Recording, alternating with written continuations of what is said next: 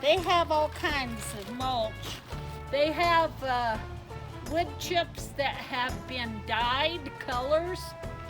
I find that don't work so great.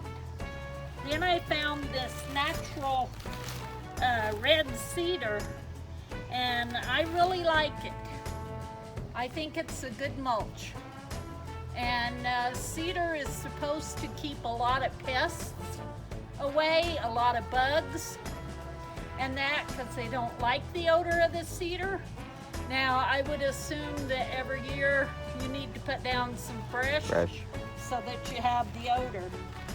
But here we go. How much does that cost? This was $4 a bag, $3.95, and so it's not real expensive. And I use a lot of it. How thick do you want to do the mulch around it? Well, I like to do it kind of thick. To help with the moisture? Yeah. One thing, we've gotten a lot more rain this year. Yeah, we did.